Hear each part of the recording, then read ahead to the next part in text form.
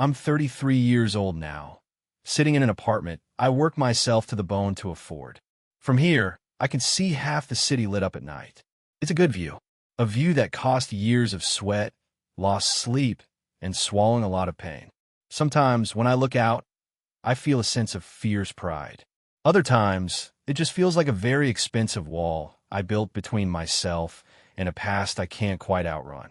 Growing up, life with my mother, Victoria, was okay. Uneven, maybe is a better word. She was young when she had me. My biological dad wasn't in the picture at all. Didn't even know his name until I was much older. Didn't matter anyway. He bolted the second he heard baby, according to her. No child support battles, no custody fights, just gone. Vanished. We didn't have much, and Victoria always seemed a bit overwhelmed, easily stressed. Money was always tight.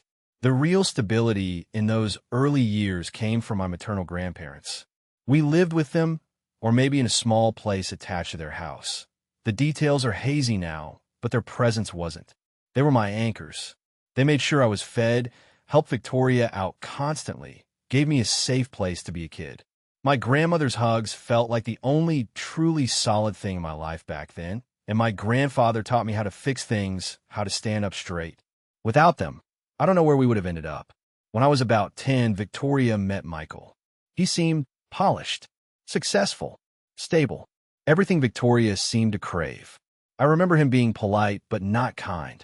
He had this way of looking through you, like you were slightly inconvenient furniture. He wasn't mean to me directly, but he made it clear I wasn't part of their equation. When they got married a couple of years later, I felt the shift immediately. Victoria became completely absorbed in Michael and building their life. Dinners became quiet unless they were talking to each other. My attempts to join in were met with absent nods or a hand gesture telling me to wait, which meant never. It felt less like being ignored and more like being actively erased. Then came the announcement. Victoria was pregnant, not with one baby, but with triplets. Their joy was overwhelming, all-consuming. Everything became about the babies, planning, saving, decorating. Jacob faded into the background noise. I tried to be excited, I really did. I imagined being the cool older brother, teaching them stuff. But even my attempts to connect with Victoria about it felt brushed aside. Mom, can I help set up the nursery? Not now. Sweetie, Michael and I need to figure out this crib situation. Mom, look at this drawing I did of the babies. That's nice, honey. Run along now. I'm tired. When the triplets arrived, it was like I ceased to exist entirely. I get it. Newborns are a lot of work. But this wasn't just about being busy. It was like Victoria looked at me and saw a chore, a reminder of a past life, while Michael looked at me like an unnecessary expense. Family dinners vanished. The casual chats we used to have were gone. Every conversation revolved around the babies, their feeding schedules, their doctor appointments, their needs. My needs, my school, my life. Invisible. No matter how hard I tried, good grades, helping around the house without being asked, it was never enough to get her to see me. By the time I was 16, the tension around money was a physical weight in the house. Michael and Victoria argued constantly, their voices tight with stress about the cost of raising 3 infants/toddlers. I heard snippets about needing a bigger car, more space, daycare costs. I knew, deep down, that I was the easiest line item to cut. One evening, they called me into the living room. They sat side by side on the sofa, looking rehearsed and grim. Michael did the talking, laying out numbers, expenses, bills. His tone was cold, businesslike. He explained that with the triplets, their costs had spiraled. They just couldn't afford to support everyone in the house anymore. Then Victoria spoke. Her voice was soft, but the words were like ice. It's not fair to the babies, Jacob, for us to be this stretched thin. You're 16 now. You can look after yourself. We need this space and money for our family. Our family. The words hung in the air, a heavy, final judgment. I wasn't their family anymore, just excess baggage. I didn't argue. What was the point? Looking at their faces, devoid of warmth or regret, I knew it was over. I walked out, went to my room, packed a small bag with clothes, a few books, my school stuff. I didn't take anything sentimental. It felt like stripping down to just the essentials for survival. I walked out that front door and didn't look back. I couldn't. I went straight to my maternal grandparents' house. It was late. They were shocked to see me, then furious when I told them what happened. My grandmother held me tight, crying, while my grandfather paced, muttering curses about Victoria. They took me in without a second thought, gave me their spare room. But I saw their struggle. They were retired, living on Social Security. They could give me a roof and food, but they couldn't support me the way a teenager needed. I knew instantly. I was on my own. Life became a relentless grind. I enrolled in the local high school. I got a job at a fast food place flipping burgers for the early morning shift before school. Then I'd go straight from school to a grocery store stocking shelves until late evening. Homework was crammed in the few hours between getting home and collapsing into bed, only to wake up and do it again. My grades suffered. I was exhausted, constantly hungry, and isolated. There was no time for friends, for clubs, for being a normal teenager. It was just work, school, sleep, repeat. And through all of it, silence from Victoria and Michael. Complete radio silence. Not a phone call, not a text message, nothing. It was like I'd been erased, not just from their house, but from their lives entirely. Occasionally, I'd hear snippets through other relatives who were still in contact with Victoria. How well the triplets were doing, vacation photos, Michael's latest promotion. It was like they were living this perfect, happy life they'd made space for by getting rid of me.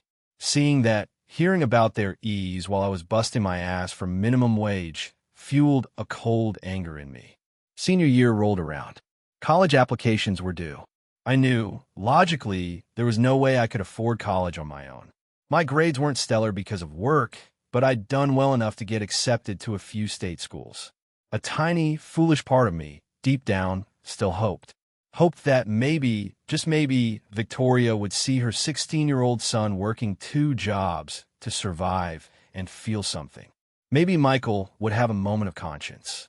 I drafted a text message to Victoria a dozen times late one night, sitting at my grandparents' kitchen table. How do you ask for help from someone who abandoned you? I finally sent something simple, desperate. Hi. Got into a few colleges. Need financial aid help or co-signer for loans. Can you guys help? The reply came hours later. A short, sharp text from Victoria. Sorry, Jacob.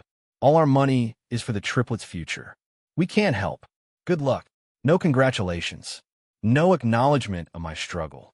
Just a flat, brutal reminder that their new family was the only one that mattered. It shouldn't have hurt as much as it did, but it felt like the final door slammed shut in my face. I sat there, phone in hand, feeling numb and stupid for ever asking. But then a lifeline. My Aunt Hannah, Victoria's sister, heard what happened through the family grapevine. She called me immediately. Jacob, she said, her voice firm but kind, don't you worry about college money. I'll co-sign your loans. You just focus on getting accepted and working hard. You have so much potential. Just like that.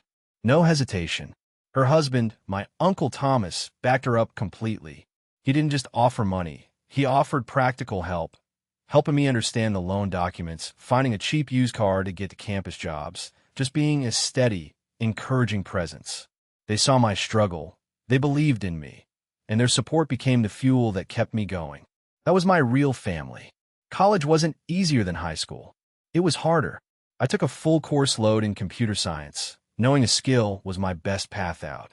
I worked a campus job, bus tables on weekends, and taught myself web development late at night, freelancing for small businesses. Sleep was a luxury. Social life was non-existent. Every dollar earned went towards tuition, books, rent, food. I built my life piece by painful piece. During this time, I saw occasional photos of Victoria, Michael, and the triplets pop up on social media via other relatives. They looked happy, often on vacations. It was like a stab in the gut every time. Eventually, for my own sanity, I blocked Victoria and Michael on every platform. I couldn't keep torturing myself with a life I wasn't allowed to be a part of. Graduation day. I walked across that stage, diploma in hand, utterly exhausted but standing tall. In the front row, beaming, were Aunt Hannah and Uncle Thomas. They cheered louder than anyone. Victoria and Michael? I didn't invite them. They lost that right years ago. Everything I achieved was despite them. not because of them. It was for me, for my grandparents, and for Hannah and Thomas. After graduation, I moved to a city for a decent but not high-paying job in my field. The grind continued. Long hours, tiny apartment, cheap furniture. I poured everything into my work, determined to prove myself, taking on extra projects, volunteering for tough assignments. Slowly it paid off. Promotions came. My salary increased. I started paying down the student loans Hannah co-signed. By my late 20s, early 30s, I was finally financially secure, working in upper management. I kept it quiet. Very few people knew how well I was doing. I had no desire for attention, and definitely no desire for Victoria and Michael to find out. My success felt like my private victory, a fortress against the past. Only Hannah and Thomas knew the details, and they were incredibly proud. Unfortunately, Hannah, bless her kind heart, still held a tiny hope for reconciliation. During a phone call with a relative who was still in touch with Victoria, she mentioned my promotion, thinking it might be a bridge. That relative, likely enjoying the drama, passed the information along. Soon after, the attempts began. Unrecognized numbers calling repeatedly. No voicemails at first. Then voicemails from Victoria, then Michael. At first, they were vaguely manipulative. Just wanted to check in. Heard you're doing well. So proud. We should catch up? I didn't respond. Then the tone shifted in later messages. More demanding. Jacob, call us back. This is important. Don't ignore your family. I saved them all. I had a bad feeling. Then came the workplace incident. I was out sick one day, but my colleague, Sarah, told me about it later. Victoria showed up at my office building, demanding to see me. Security stopped her in the lobby. She refused to leave, yelling about being my mother, how I owed her, making a scene that drew attention. Sarah heard her, other coworkers saw. Security had to escort her out. I was mortified.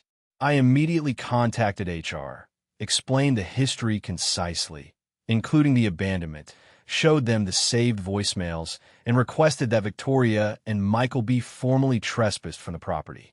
HR took it seriously. It was handled, but it shook me. Their entitlement was escalating. A week later, the knock came. Late afternoon. I wasn't expecting anyone. I looked through the peephole.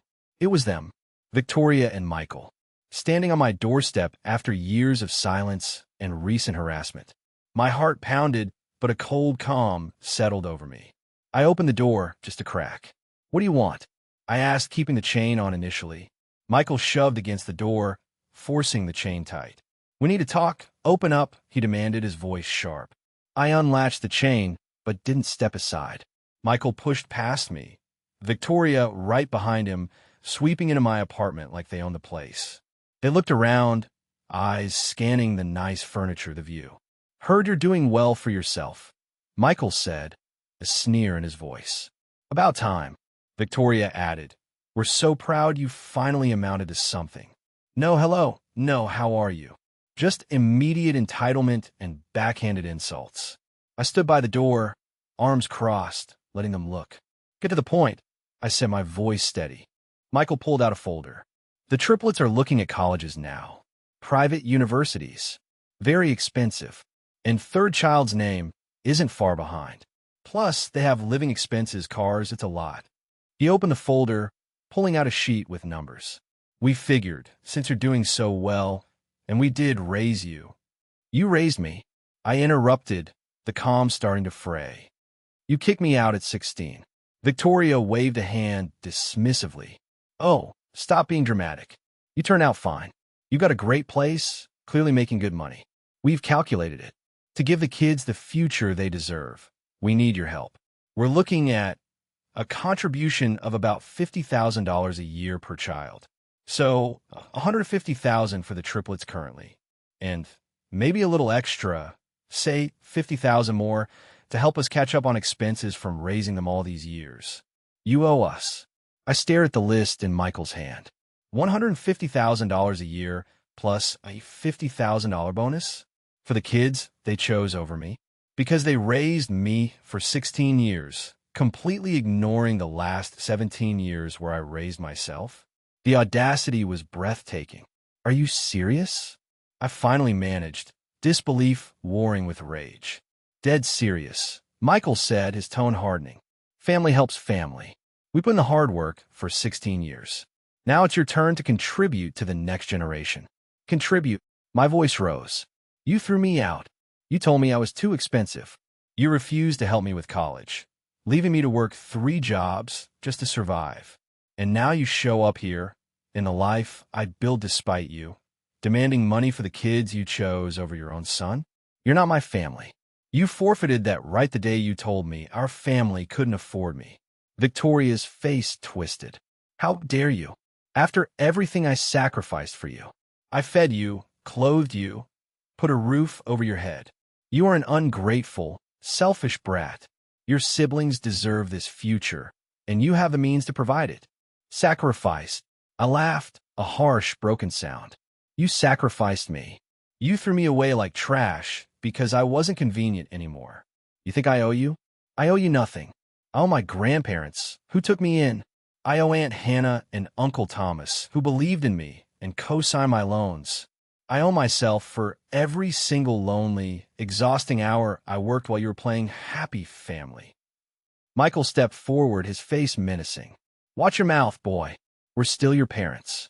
No, I said, standing taller, though my heart was pounding. You stopped being my parents the day you chose money and convenience over your own child. You're just strangers who showed up at my door demanding payment for a debt I don't owe. I pulled out my phone, keeping my eyes on them. Get out. Now, or I'm calling the police. I have the voicemails you left. I have the HR report from when you harassed me at work. I have everything. Victoria shrieked. Call them. See how it looks. Throwing your own mother out. You're not my mother, I stated calmly, my finger hovering over 911. Not anymore.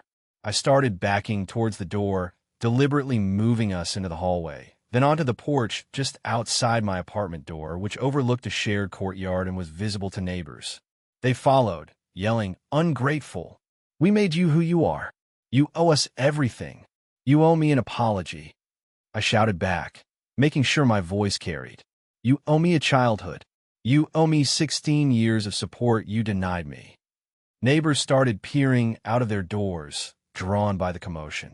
I saw Anna, an elderly lady across the courtyard, come onto her porch. Victoria saw the neighbors watching, and her rage seemed to amplify. She shrieked, "He's a lying, selfish brat. We need money for our children." She lunged at me, screaming incoherently, her hands reaching for my phone, for my face. Stay back, I yelled, trying to shield my phone, stepping away. Don't touch me. Michael grabbed Victoria's arm, not to stop her entirely, but maybe just to control her direction, still glaring at me. He's assaulting his mother.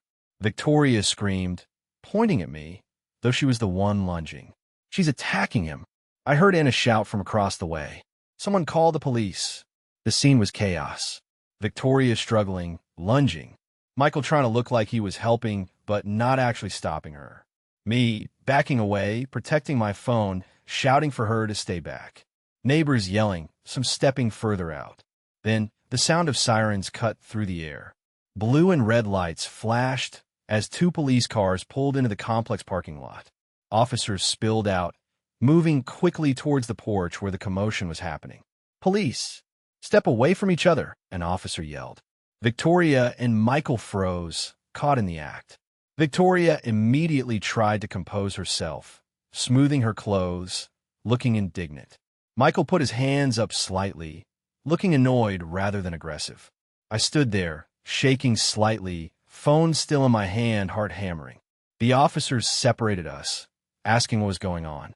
I gave them the concise version. They showed up uninvited, demanded money, refused to leave, and Victoria physically assaulted me on my porch, witnessed by neighbors. Anna called out from her porch, confirming she saw Victoria lunge at me. I mentioned the saved voicemails and the workplace incident, telling them there was a history of harassment. The police took statements. Victoria and Michael tried to twist the story, claiming I attacked them, that I was an ungrateful son. But the witnesses and my documented evidence contradicted them.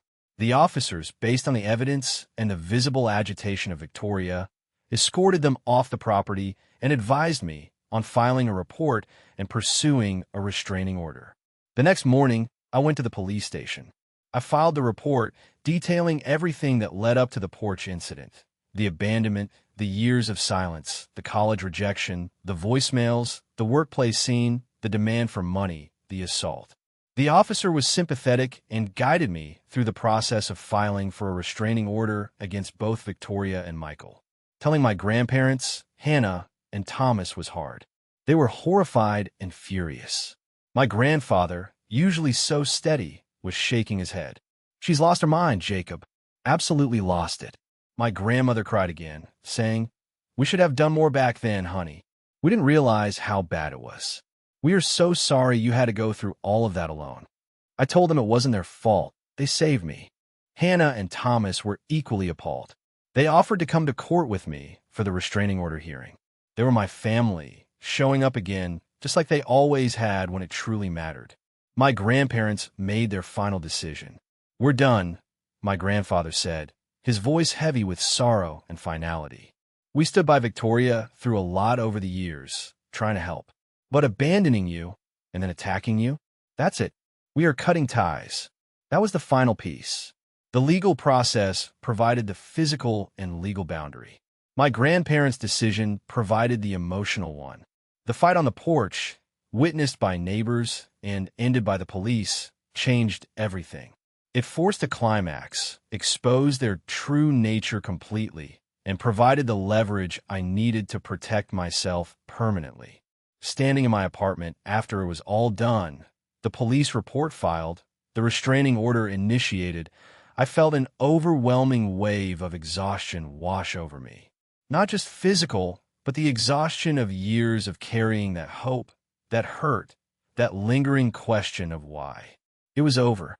The last shred of toxic connection had been severed, not by me walking away this time, but by their own escalating actions forcing a permanent, legal separation. The scars from those years remain, a quiet ache beneath the surface of my successful life. But they are no longer open wounds. They are reminders of what I survived, who truly stood by me, and the family I chose versus the one that chose to abandon me. I built this life, brick by painstaking brick, and now, finally, I have the walls and the boundaries to protect it and myself.